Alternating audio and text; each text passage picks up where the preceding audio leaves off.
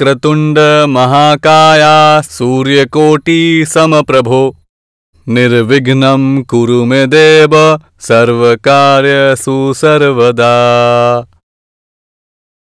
ओं भूर्भुवस्वः तत्सवितुर्वरेण्यं भर्गदेवस्य धीमहि धिया यो नः प्रचोदयात्। ओं भूर्भुवस्वः तत्सवितुर्वरेण्यं भर्गदेवस्य धीमहि धिया यो नः प्रचोदयात्। ओं भूर्भुवस्वः तत्सवितुर्वरेण्यं भर्गदेवस्य धीमहि। সাহেব ব্রেকফাস্ট টেবিলে রেখে দিলাম, কিচেনে খাবার আছে, আমি আসছি।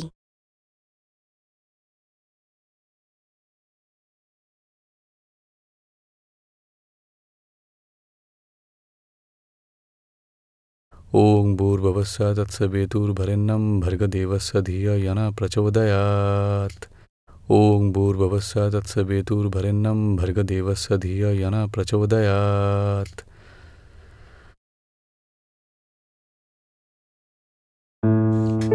সঞ্জয়, বলো দাদা। এই নে, এই টাকাটা রেখে দে আর গাড়ির কিস্তিটা ভরে দিস, ঠিক আছে? বেশ দা। আর ব্রেকফাস্ট রেডি আছে, ব্রেকফাস্ট করে যাস। আচ্ছা দাদা, তুমি এই টাকা জুয়েলারি তুমি ব্যাংক লকারে কেন রাখো না? তুমি থাকো না, আমিও বাড়িতে থাকি না, এই ঘরেও কেউ থাকে না। যদি ভুল করে চুরি টুরি হয়ে গেলে সব কিছু একসাথে চলে যাবে। দেখ, টাকা তো আমি ব্যাংকে রাখতেই পারি, কিন্তু এই জুয়েলারিগুলো তোর বৌদির স্মৃতি, এগুলো আমি নিজের থেকে দূরে রাখতে পারি না।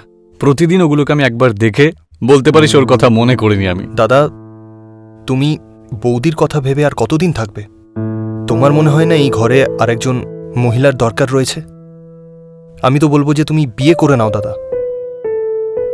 সঞ্জয়, আমি তোকে কতবার বলেছি যে এই বাড়িতে কোনো মহিলা তোর বৌদির জায়গা নিতে পারবে না, আর সেই জন্য আমি বিয়ে করব না। আর যদি বলিস যে এই বাড়িতে কোনো মেয়েকে নিয়ে আসা দরকার, তাহলে তোরও তো বিয়ের বয়স হয়ে গেছে, তুই কেন বিয়ে করছিস না? ভেবে দেখ, এই বাড়িতে একজন বৌমা আসবে, তাহলে কত ভালো লাগবে। তুই যদি বলিস তাহলে আমি তোর জন্য একটা সম্বন্ধ কি দেখতে পারি? আর যদি তোর পছন্দের কেউ থেকে থাকে তাহলে তুই বলে দে আমাকে, তার সাথে তার সাথে আমি তোর বিয়ে দিয়ে দেবো। দাদা, একটা মেয়ে আছে, কিন্তু আমি চাইছিলাম যে তোমার বিয়েটা আগে হোক। আচ্ছা আচ্ছা, তার মানে তোর মনের মধ্যেই বিয়ের ফুলটা ফুটেছে, আর বিয়ের কথা বলে তুই তোর দাদাকেই জালে জড়াচ্ছিস? হ্যাঁ, তাড়াতাড়ি বল, কে সেই মেয়ে, বল না। দাদা, ওর নাম হচ্ছে ঋতু। এই 3 মাস আগেই ও আমাদের সাথে অফিসে জয়েন করেছে। আরে বাহ, গত 3 মাস ধরে আমার ভাই প্রেমে হাবুডুবু খাচ্ছে আর আমি সেটা জানিও না। বল, কবে ওর সঙ্গে দেখা করাবি? কবে দেখা করাচ্ছি সেই বাড়ির হবু বৌমার সাথে? দাদা, কাল সানডে, আমি কালকে ডেকে নেব। বাহ, খুব জোর আগুন লেগেছে দেখছি।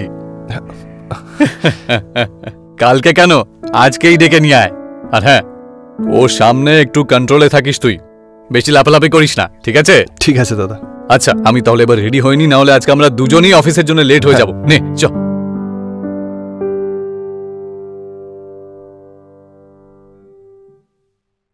একবার বিয়ে হয়ে যেতে দাও, ব্যাস।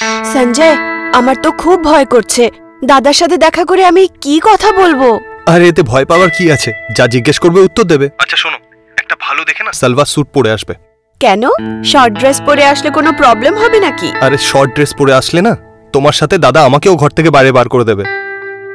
তাহলে বিয়ের পরে আমার শর্ট ড্রেসেস গুলোর কি হবে? রাতে পরে নিও আমার জন্য। এমনিতেও তোমার শর্ট ড্রেসে খুব সেক্সি লাগে। ব্যাস, তুমি তো শুধু নোংরা কথাই বলতে পারো, লজ্জা তো করে না তোমার? দিনের বেলা এসব কথা বলতে নেই সঞ্জয় বাবু, কাজে ফোকাস করো, কাজে। আচ্ছা, দাদার সাথে কখন দেখা করতে যাব? আরে হ্যাঁ, দাদা তো আমার আগেই ঘরে পৌঁছে যায়। আচ্ছা, আমি একটা কাজ করছি, তোমাকে সন্ধ্যাবেলায় নিতে আসছি, ঠিক আছে? ঠিক আছে, তাহলে আমি সন্ধ্যাবেলায় রেডি হয়ে থাকবো। চলো, নিজের খেয়াল রেখো।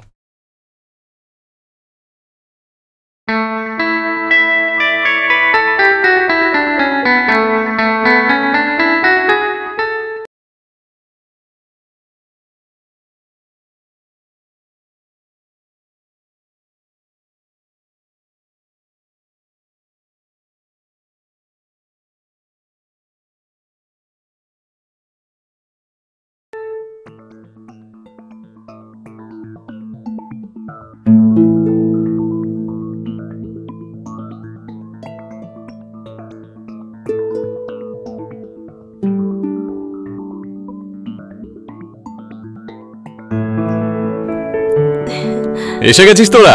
আয় আয় আয়। ব্যাস ব্যাস ব্যাস ব্যাস, সুখী হও সুখী হও। আমি একটু আগে এলাম অফিস থেকে। আয় ভেতরে,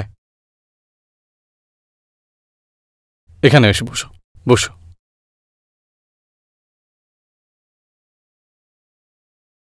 তোরা দুজন এখানে বসে আরাম কর, তোদের দুজনের জন্য আমি কিছু খাবার নিয়ে আসছি।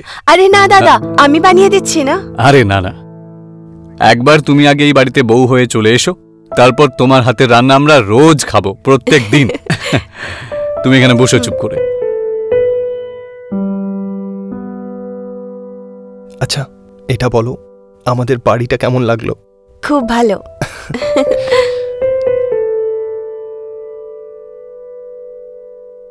ঋতু, তোমার ফ্যামিলিতে আর কে কে আছে?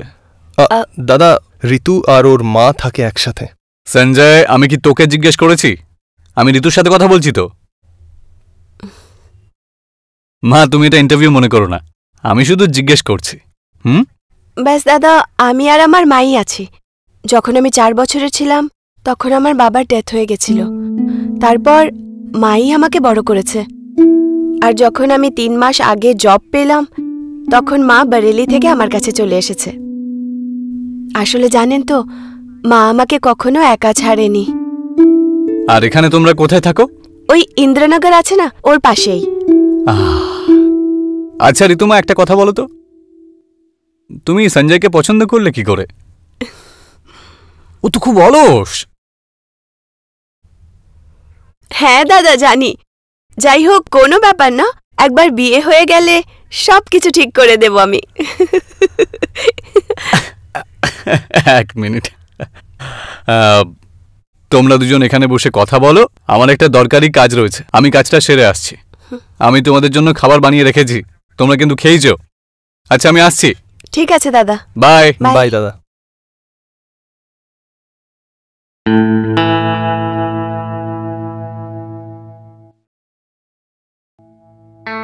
এই সব কিছু ছাড়ো, এদিকে এসো। আচ্ছা, আমি শুনেছি যে তুমি দিনের বেলা নোংরা কথা বলো না। একবার বিয়ে হয়ে যেতে দাও, তারপরে যত ইচ্ছে নোংরা কথা বলো। দাদাও মেনে গেছে, এবার আমাদের বিয়ে হয়ে যাবে।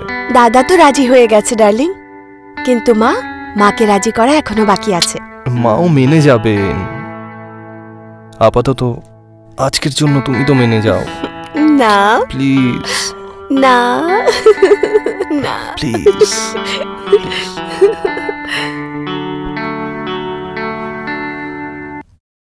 দাদা, বাড়ি খুঁজতে কিছু অসুবিধা হয়নি তো আপনার?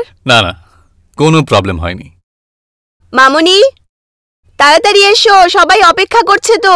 ব্যাস আসছি আমি, তুই ততক্ষণে সবাইকে খেতে বল। ওকে, সিঙ্গারা নিন না দাদা। হ্যাঁ নিচ্ছি।